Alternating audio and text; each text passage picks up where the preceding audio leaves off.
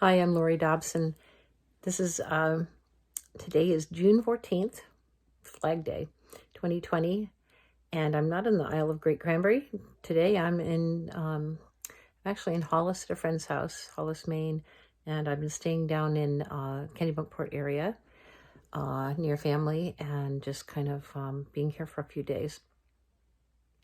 And while I've been down here, I've been listening to some things about Black Lives Matter and the movement to defund the police and to find some racial justice in new ways. And people are really going through the tragedy that happened recently with George Floyd's murder and looking for new ways to find justice in our society. And I was moved to talk about love in a new way. And it's a big subject, and it's kind of feels weird to talk about it, like Laurie on Love sounds bizarre. So I made it LOL so I could make it sound kind of like I was taking a humorous approach towards it. But I actually am completely serious. I think that radical love and being love, like Cornel West said, love warriors, not summer soldiers, but winter soldiers towards, racial and economic and just human love of all people has been a big deal to me. Since I ran for office in 2002, I got really broken into understanding what to do, when you're running for office on behalf of people and you're doing it for the sake of humanity and for posterity and for immortality. It's not just like, just for if you do something for the right reasons, it's not just something you do for, a term of office, but to be a public servant, you're like really, you're supposed to be there as a servant to the public. And I took it to a deep level, and I got some real good influence in my campaign back then, Lyndon LaRouche and his organization, and some people that worked with him, Amelia Boynton Robinson, a hero of the civil rights movement, and Dennis Speed, and some others, Tony Chake, and some real intellectuals. And I really studied what it was like, what it meant to be a servant for people. And I'm really lucky that I had that initiation into justice situations and justice issues, because I, as a white woman growing up, really not exposed to that. Even growing up and then moving to New York City for 2 years, definitely more diversity than I got in. Mostly I was in Portsmouth, New Hampshire, growing up.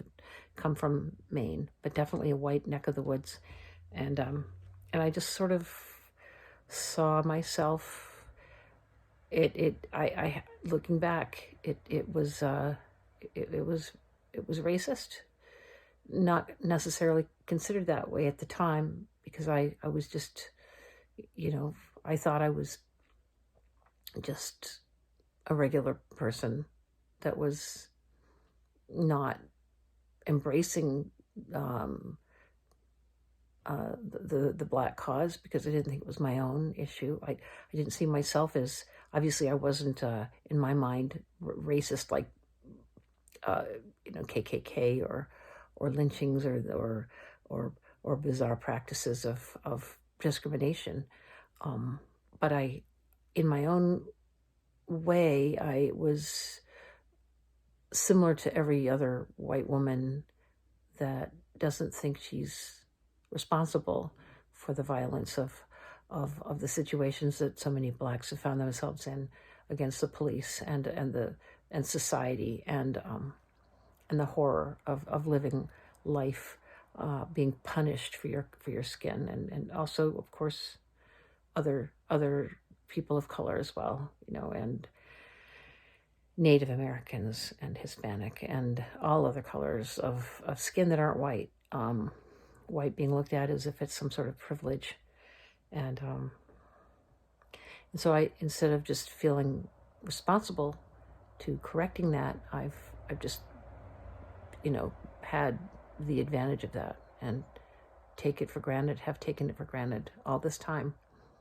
So what I want to do now is be ultra sensitive, be ultra responsible and ultra aware of ways to address that, by studying, active studying. So I've been reading. I've ordered a bunch of books. I've started I'm going to be helping the library do a section on studies, justice studies, just economic and social justice, and have it really tie into, I think it must tie into the experience of being Black in America, because we're all either benefiting or paying from that, for that, and we're all tied to that. It seems as though sometimes we think we can be separate. Gated communities don't have anything to do with that, right? Well, they do. Communities that are discriminatory in any way, economically or racially, states that are, apparently, I posted on my Facebook page, apparently somebody put something together about Maine, and we have a deep racist past and present. It's still active. 2 years ago, there was a hate crime right near here, in Biddeford. 2 years ago, 2 people killed, or excuse me, not killed, but attacked viciously. And there have been crimes here. So, the reason I'm focusing this on love is because it's really our turn and our time now, and a great opportunity of our, this is so significant that we have a chance now, while we're looking inward as a society, to see the ills that we've sort of cast upon the world. This is obviously not the only people of color that we've been abusive towards. There have been so many horrific acts of war crime across the world. And we're not the only nation or peoples to do this. Human beings appear to be very barbaric and horrendous towards each other, but we can be capable of great love too. And I take some real heart from hearing about the people that have been leaders and humanitarian heroes. And I just want to embrace that culture of heroic love. And it's really been embodied lately in the people that have shown the best of human nature in honoring George Floyd, and people of all stripes coming out and fighting for that freedom, for justice, for the freedom from fear and from the tyranny of neo-fascism and white supremacy.